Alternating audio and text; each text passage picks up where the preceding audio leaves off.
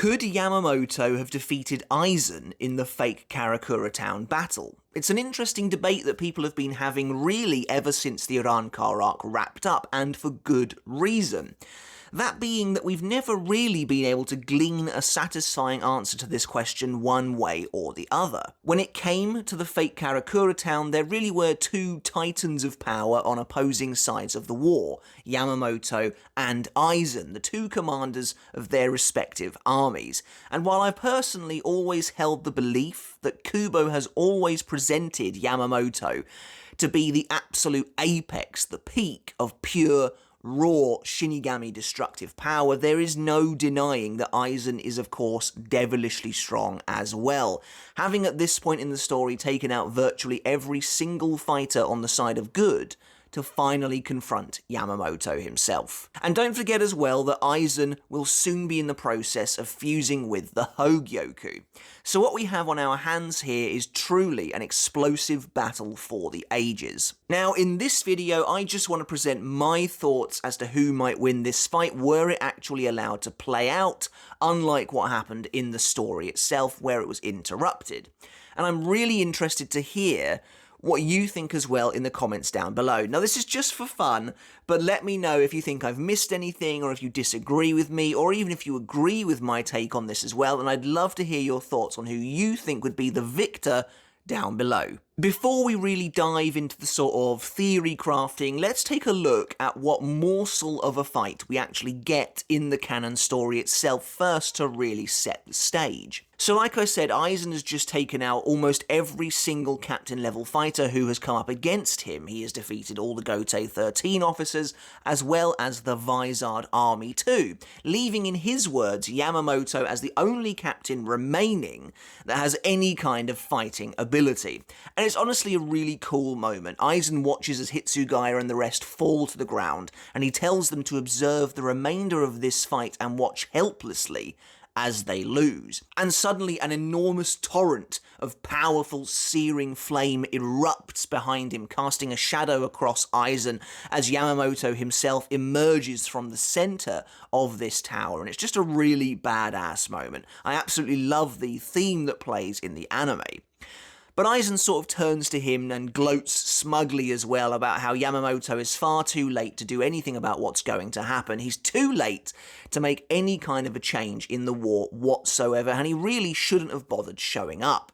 Aizen doing his usual, beginning any kind of a showdown by attempting to verbally unseat his opponent. Yamamoto is not really having any of it, however, simply emerging from the smoke, calling Aizen an upstart and coldly asking, "Do you really think you can even cut me?" Which is, totally badass, honestly really, really cool. And it makes a lot of sense as well that Yamamoto, as old as he is, even if Aizen is really causing serious trouble, is really a serious cause for concern, Yamamoto, at least on the outside, is not going to appear worried, certainly not yet anyway. Aizen then says simply that "I don't think I can cut you, I already have," at which point Yamamoto begins to rage and he tells Aizen to be silent as he swings his Zanpakuto at him, but Aizen is already gone, appearing behind Yamamoto. Instead, the two of them spin and clash, and Aizen stabs Yamamoto through the gut. It looks like this is some kind of early victory for Aizen, but instead what seemingly has happened here is Yamamoto has actually successfully lured Aizen into his range, and he suddenly lashes out, grabbing hold of Aizen's arm with such force that he punctures the skin. Leering, Yamamoto says, "I've got you, Aizen Sosuke," which seems to be Yamamoto's main singular objective, which actually makes a ton of sense when up against a sort of trickster opponent like Aizen who can confuse your senses. Yamamoto goes into this 1v1 showdown very aware that he is already under Aizen's Kyoku Suigetsu spell, and so he has to do something about that as fast as he possibly can. Aizen tries to once again talk his way out of this situation, saying that it's amusing that Yamamoto thinks he's got him.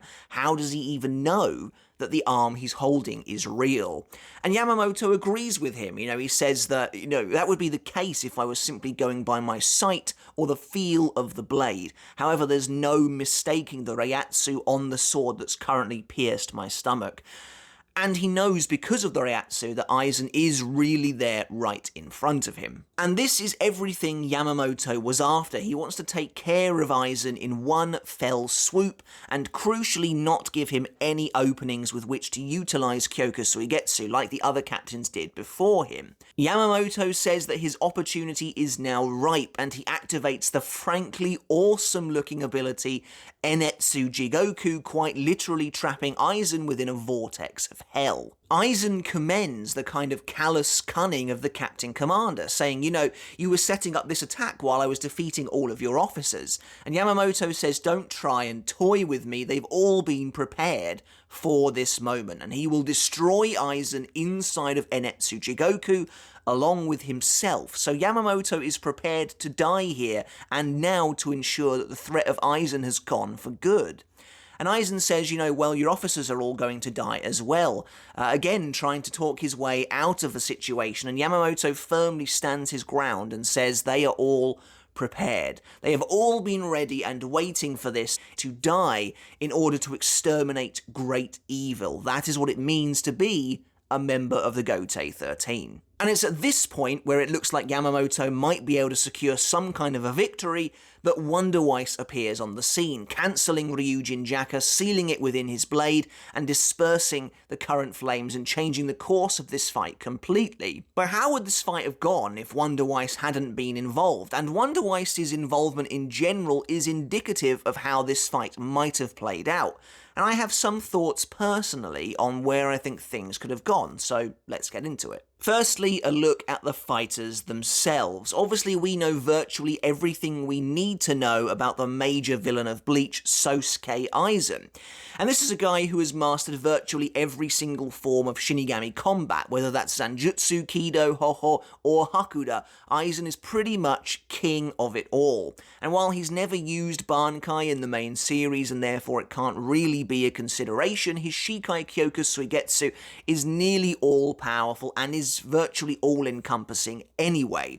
Simply by releasing his Zanpakuto in someone's vicinity, Aizen can trap them under his spell forever, able to control all 5 of their senses with near-perfect illusions. And then there's the Hogyoku, which isn't coming into play just yet, so we'll leave that to the side for now. And then on the other hand, you've got Yamamoto Shigakuni Genryusai, who has been leading the Gotei 13 ever since its inception. And while you should never take a character's own statement as gospel, Yamamoto is of course extraordinarily old and extraordinarily wise, and has really kind of seen it all by this point, and he himself says that the reason I have never been supplanted as Captain Commander is that no Shinigami born in the last 1,000 years has been as strong as I am. And I think he's right, I don't think he's lying there, I imagine that is probably correct. As I mentioned at the start of this video, I think Kubo has always positioned Yamamoto as the real apex of pure Shinigami destructive potential, pure Shinigami power.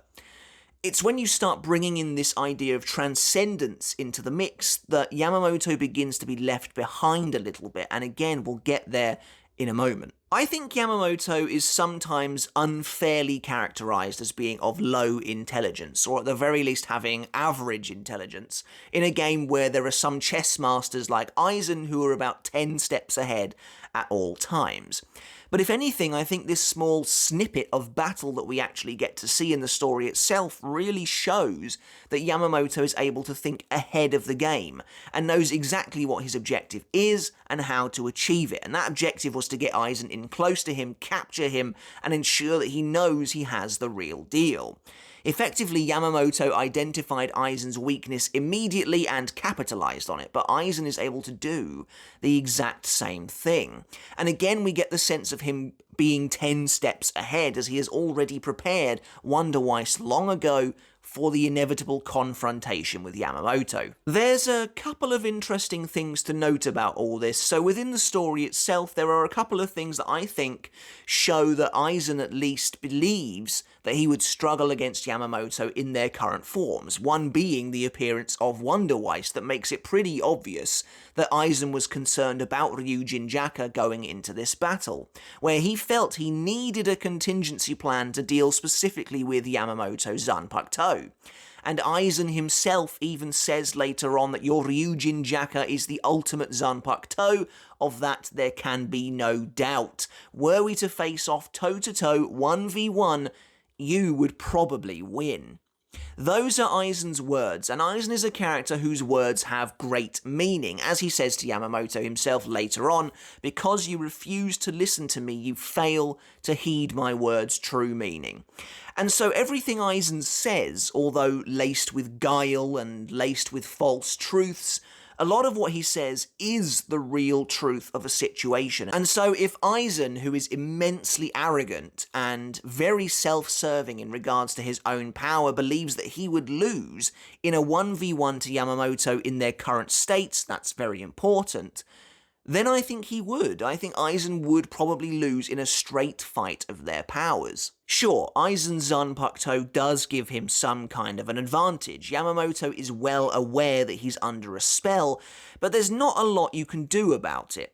But that being said, Yamamoto's Ryujin Jaka has such immeasurable destructive capabilities with powers like Jokaku Enjo, Inetsu Jigoku, Nadagiri, all these powers that are so massive, so overwhelming and overbearing, it almost feels like a situation where it wouldn't really matter where Aizen actually is as long as he's on this battlefield. He's going to be in trouble against Yamamoto no matter what. It feels like a bigger, more blown out version of Shinji versus Bambietta. Shinji manages to capture Bambietta under the effects of his Sakanade, therefore screwing with her perception, but because her ability is focused on these massive AoE blasts, it didn't matter at all. And the other thing that's interesting about this scenario is that it feels like neither combatant is confident in their ability to win, no matter the kind of bravado they might put up. We already talked about Aizen, why I don't think he was confident he could win against Yamamoto, but Yamamoto is interesting as well, as it feels like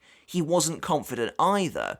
Although he gives off the impression that he thinks Aizen is just some nuisance brat, the truth couldn't really be further from that. Because when Yamamoto grabs Aizen's arm, he has Aizen exactly where he wants him. And theoretically, he could have killed Aizen there and then.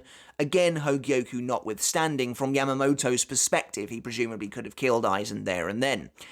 Instead, he chose to nuke the entire area and go for a sort of mutually assured suicidal destruction attack on both of them, sacrificing himself to absolutely ensure that there was no possibility that Aizen was ever going to get away. Presumably before Wonder Why showed up, Yamamoto's plan was pretty simple: cling on to Aizen until Inetsu Jigoku destroyed them both. Basically, Yamamoto wasn't convinced that if he used anything else, even in the advantageous situation he found himself in, he wasn't convinced that it would be enough to either kill Aizen, or again, that he was even still facing the real one.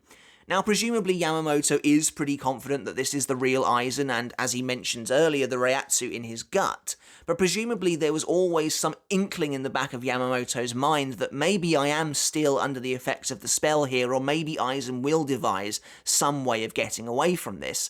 Basically, the idea of just bombing the entire place feels like Yamamoto's blanket solution to anything Aizen might try and pull. Now, there are spoilers for the 1000-Year Blood War arc coming up here, as we're going to talk about Yamamoto's Bankai briefly, Zanka no Tachi. Like I said, Aizen's Bankai, if he even has one, can't really be a factor because we have no idea what it is, but Yamamoto's can be.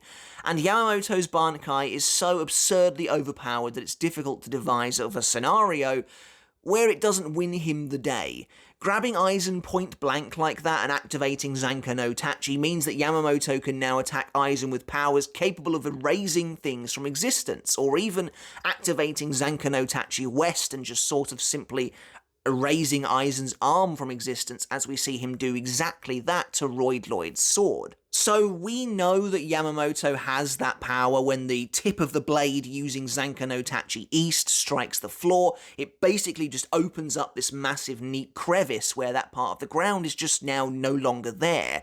So all of this power would now be theoretically useful, obviously, in a battle against Aizen.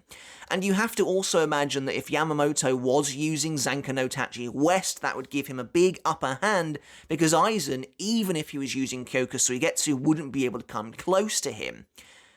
The major reason I don't think Yamamoto would really even consider using Zanka no Tachi is the serious danger that it would pose to everything around him. Yamamoto is immensely powerful, but reckless is not really something he is, apart from later on in the Thousand Year Blood War, where he obviously becomes blinded by rage and mourning and sadness and grief. That's when he begins to lose himself a bit, but here against Aizen it's just another day in the office, really. He's dealing with another threat to the world of the living, to Soul Society, and he will take care of it in a professional manner. And that extends to his role as a guardian of the human world, of the Soul Society, and as the Gotei 13, they have pledged to protect Karakura Town from Aizen. That's why they swapped out Karakura with this kind of immaculate fake, and that's why Yamamoto effectively jumped on the grenade when Wonder Weiss's head is about to explode with the power of Ryujin Jaka. Because Yamamoto knew that it would be such a devastating blast, it would likely destroy or seriously damage the barriers protecting Karakura, and both bring back the real Karakura and seriously devastate it at the same time. So Yamamoto was willing to almost presumably nearly kill himself in order to save the town. We know that Yamamoto's Zanka no Tachi, from the moment it is activated, begins to have a serious effect on the world around it. It's so immensely hot that it begins to affect the atmosphere, it begins to affect everything, to the point where Hitsugaya's Daiguren Hyorin Maru became utterly useless in the nearby vicinity, i.e. within the Seirei. And another thing as well is that Yamamoto's Bankai is recorded at being something like 15 million degrees or something completely absurd like that, which is barely even quantifiable.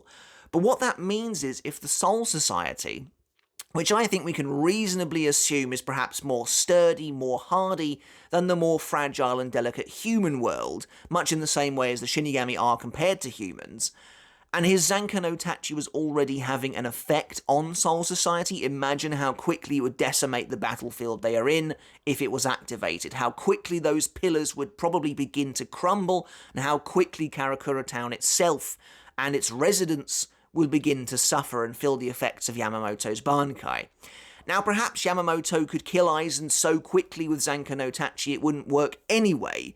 It wouldn't matter. But regardless, I think it was a point of some concern to Yamamoto, which is why he wouldn't have chosen to use it. But I know what you're thinking. We're nearly 20 minutes in. It's really time to talk about Aizen's major trump card, the Hogyoku. And we've done a huge video on the Hogyoku and its transformations that it forced on Aizen only recently, and it's because of the Hogyoku that I think there are two outcomes to this battle, and we'll discuss them both now. A lot of the time, when I see people discussing this potential matchup, the Hogyoku kind of comes in as the be-all and end-all, which will basically mean Yamamoto stands no chance whatsoever.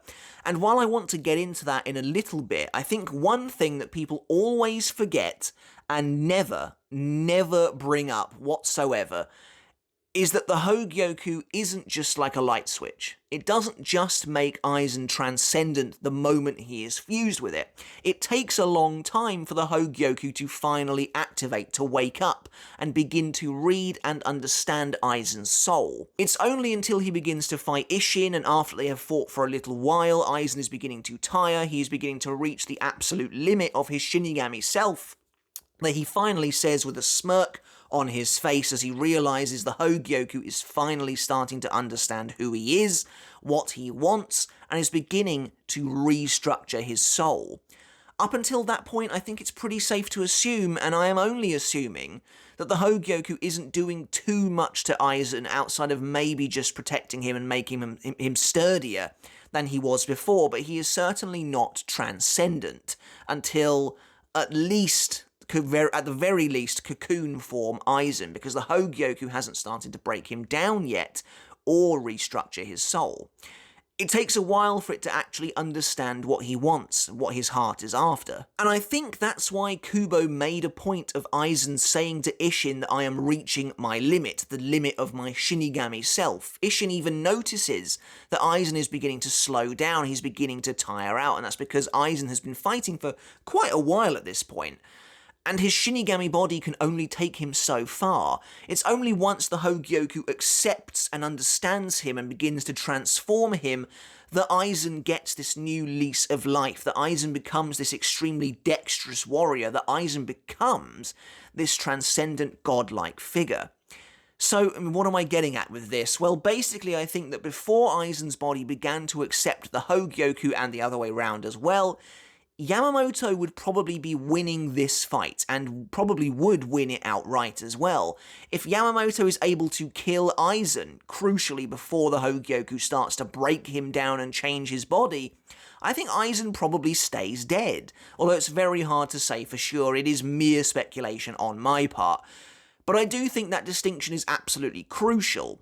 And that's why I think Aizen devised Wonder Weiss, why he was worried about fighting Yamamoto, and why he thought that Yamamoto would win in a relatively straightforward fight between the two of them, because during all that time, Aizen is buying himself time. He is buying time with Wonder Weiss, waiting and waiting for the Hogyoku to finally wake up and understand him. I mean, just imagine the fight were Isshin not involved because Yamamoto is still fighting. They've been clashing for ages, Aizen really looks like he's at the end of his rope, Yamamoto says, you know, you're starting to tire out, and suddenly Aizen is like, yeah, I've reached my limit, but the Hogyoku has started to understand who I am, and my body is now being restructured, and suddenly he begins to change at that point. Yamamoto is now the one in real trouble, but I think if Yamamoto can force the end of the fight before Aizen's body starts to react to the Hogyoku, I think he's probably won. And just to reiterate, that's why I think Aizen was so desperate to have Wonder Weiss around. That's why he was stalling for time, and why he was trying to take out Yamamoto without really having to get close to him. So in my opinion, this is a fight of two halves. Basically, like I said, if Yamamoto can kill Aizen with his Bankai or not, before the Hogyoku starts to understand him, I think he's probably won this fight. However, if Aizen is able to get the fight to the point it does in the manga itself, where the Hogyoku starts to understand him, I think this becomes a different story. Now, is it an auto win for Aizen? I don't necessarily think so, and I think saying that would be underselling Yamamoto somewhat, but again, it is very difficult to say because Aizen gets to the point now where he can easily battle on the same level as Yoruichi, Isshin, and Kisuke all combined. But at the same time, these guys do get pretty solid hits on him every now and then. Yoruichi's able to punch him almost square in the face with Shunko, Urahara was able to bind him, and of course Isshin is able to crucially hit him with a powerful Getsuga Tensho.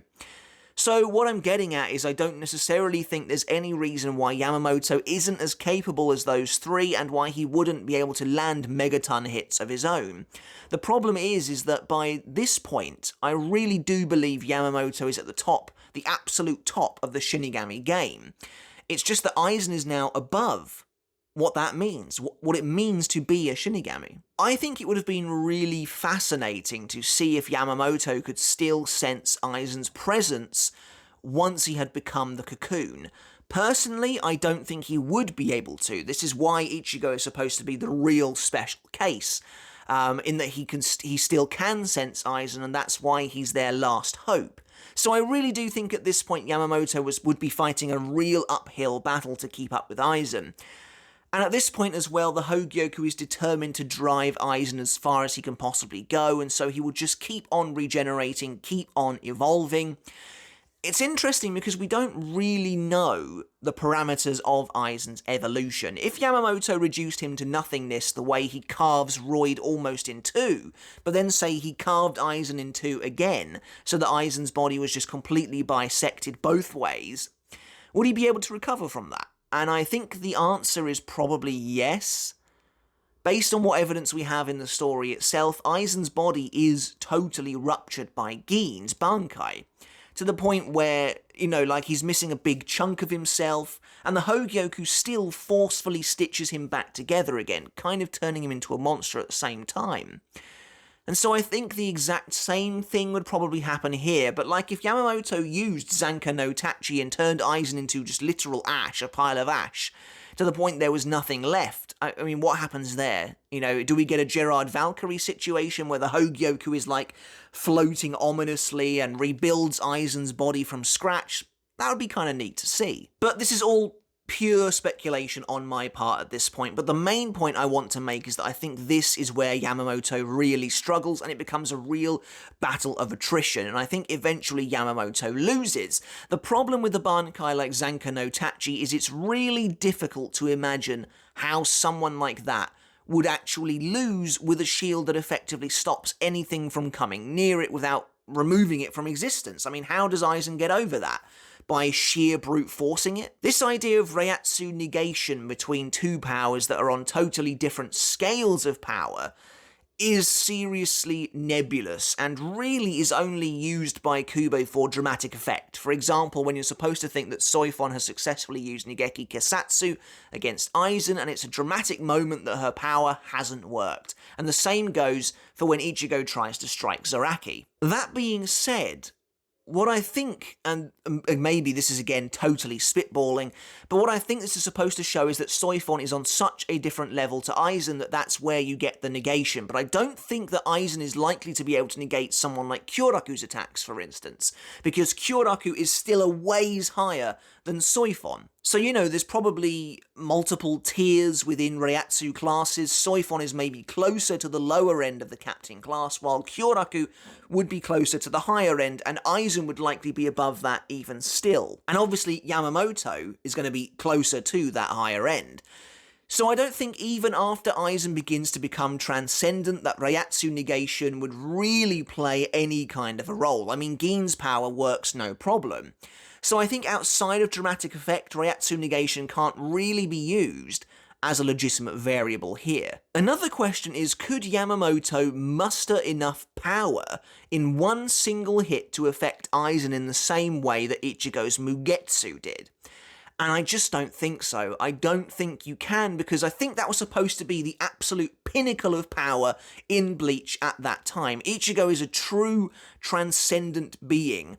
When he uses Mugetsu, he's on a plane even higher than Aizen, so we're talking Yamamoto would have to jump like 2 planes to make up that difference, and I just think it's very unrealistic that you would be able to muster that kind of power. So at the end of the video, maybe it feels a little inconclusive, but that's why it's such a fun debate, I think, and I do have a couple of answers for you.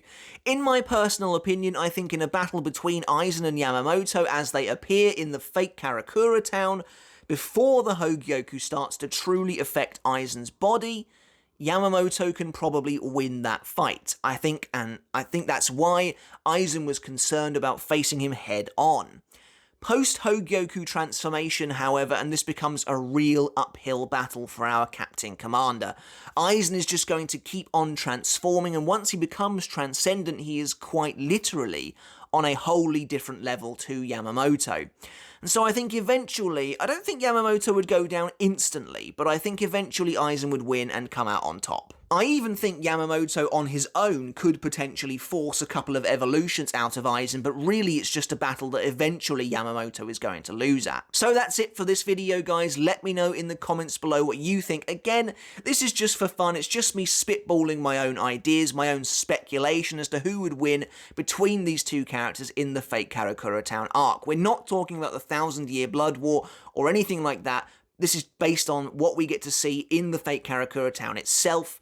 I'd love to hear your comments down below. Do please let me know if you think I'm way off the mark. Maybe I'm talking absolute nonsense. Let me know if you think that as well, but let me know if you agree with me even slightly with how I feel about this matter.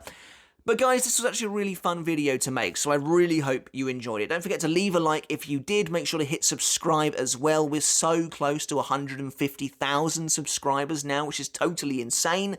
Check out my new channel, Mr. Tomo Talks Games, as well, and until next time, I'll catch you later. And I'll see you then.